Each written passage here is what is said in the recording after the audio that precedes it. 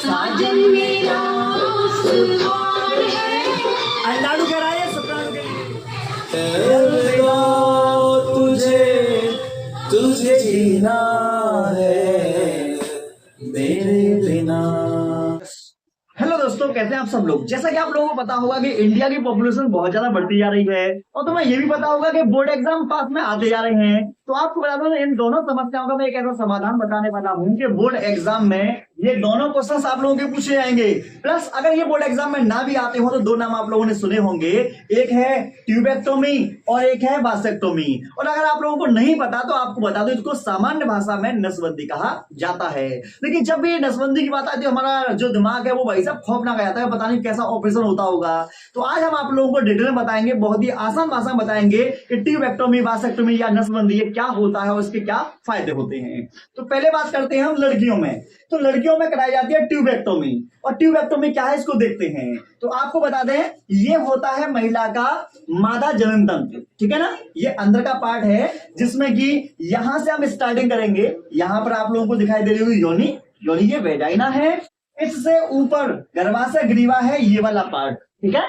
तो आपको बता दें, इससे अंदर की साइड में जाएंगे तो ये वाला पार्ट हो जाएगा गर्भाशय का, और यहाँ पर अंडाशय, यहाँ पर फैलोपियन नलिका है। तो अब आपको ये समझ में आ गया कि मादा जनतंत्र के अंदर कौन कौन से पार्ट होते हैं, ये समझ में आ गया। अब हम देखते हैं कि ट्यूबेक्टोमी क्या करते हैं। ये देखो, जब लड़के का ये है पेनिस, इसे आप पेनिस समझ लो, तो लड़के का पेनिस ऐसे योनि के अंदर प्रवेश करेगा, प्रवेश कर गया। अब यहाँ पर क्या होगा, यहाँ पर आ जाएंगे शुक्राणु। क्या आ जाएंगे? शुक्राणु। बात में नहीं। अब हम आपको बता दें, ये अंडाशय जो वो होता है, अंडाशय से हर महीने 14वें दिन एक अंडाशय से अंड रिलीज होता है, जिसे बोलते हैं अंडोत्सर्जन, ठीक है ना। तो अंडाशय से ये निकल आया अंड, निकल आया नहीं निकल आया, तो ये हमारे पास आ गया अंड, ठीक है ना। और अंड जो है यहां पर है, और आपको बता दें जो शुक्राणु होता है, ये शुक्राणु यहां पर आ गया।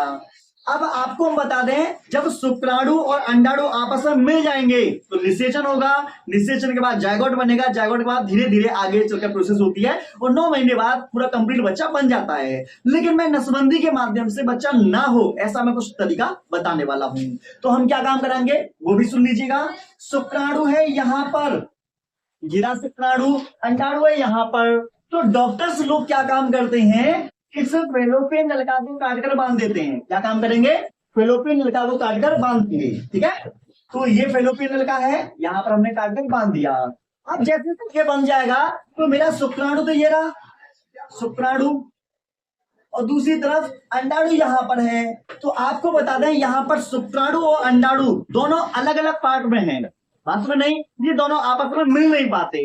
जब नहीं मिल पाते हैं तो हमारा जो अंडाणु है, अंडाणु को तुम समझ लो कि ये एक हीरोनी है, और यहाँ पर जो शुक्राणु है आप समझ जाओ शुक्राणु अमिताभ बच्चन है, थोड़ी देर के लिए मान लो। तो आपको बता दें, शुक्राणु अंडाणु के लिए क्या गाना गाएगा और किस तरीके से गाना पेश करेगा, आइए देखते हैं।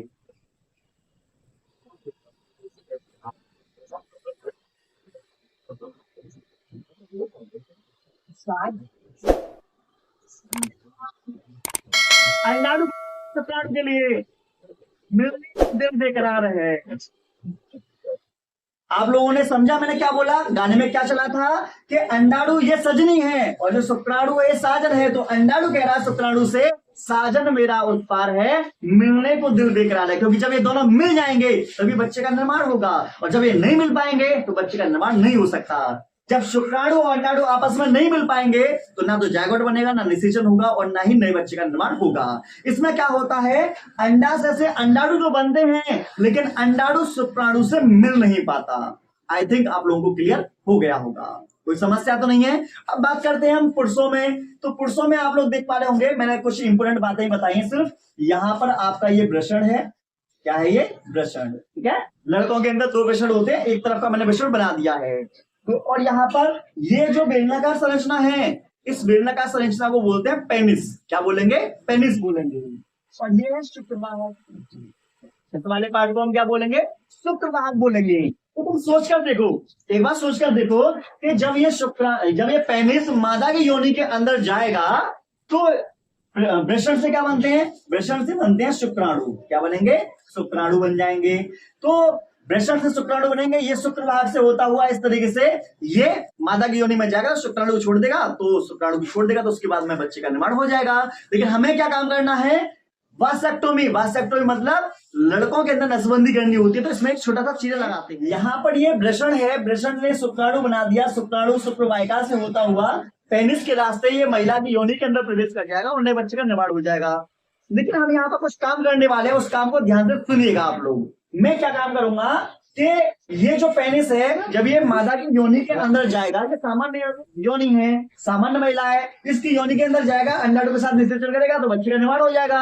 लेकिन मुझे तो यही चाहना है कि बच्चे का निर्माण ना हो, मतलब लैंगिक संबंध आपस में बना पाए लेकिन बच्चे का निर्माण ना हो। तो पुरुषों में एक छोटा सा चीरा लगाते हैं, वो क्या होता है, देखो इस शुक्रवाहिका को काटकर बांध देते हैं, शुक्रवाहिका को क्या करेंगे, काट के बांध देंगे। तो वृषण से क्या बनेंगे, शुक्राणु बनेंगे, शुक्राणु यहाँ पर आ गया, बस में नहीं। अब महिला का जो अंडाणु है वो इंतजार करेगा कि शुक्राणु कब आएगा, और जब शुक्राणु आएगा तभी अंडे का निषेचन होगा, तभी बच्चा पैदा होगा। लेकिन शुक्राणु जो होगा अब अंडाणु के लिए एक गाना गाएगा, उस गाने को सुनिएगा, आपका दिल खुश हो जाएगा।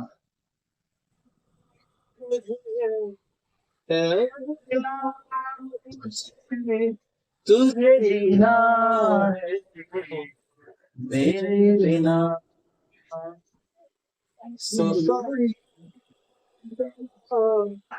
अब आप लोगों को समझ में आ गया होगा कि हमारा शुक्राणु क्या कह रहा है, बुला देना मुझे। क्यों बुला देना, क्योंकि डॉक्टर लोगों ने यहाँ पर शुक्रवाहिका को काटकर बांध दिया। जब शुक्रवाहिका को काटकर बांध देंगे तो ये शुक्राणु मादा की योनि के अंदर ना प्रवेश कर पाएगा, ना अंडाणु से निषेचन हो पाएगा, और ना ही बच्चे का निर्माण हो पाएगा।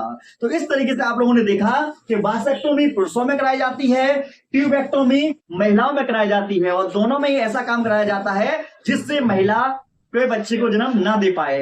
और आपको बता दें ये पेपर में 2.5 नंबर में आते हैं, 5 नंबर का बन जाता है, अलग से टिप्पणी आ जाए तो 3 नंबर में पूछी जाती है। और पेपर में कहा जाता है परिवार नियोजन की स्थायी विधियों पर टिप्पणी कीजिए। परिवार नियोजन की स्थायी विधियां कौन सी होती हैं, ट्यूबेक्टोमी क्या होता है, वासेक्टोमी क्या होता है, इस तरीके के प्रश्न पूछे जाते हैं। तो अगर आज के बाद कोई भी ऐसा प्रश्न आए तो उसका जवाब आप लोगों को पता होना चाहिए। अगर आपको वीडियो पसंद आए तो लाइक से सब्सक्राइब जरूर करना। मिलते हैं नेक्स्ट वीडियो में।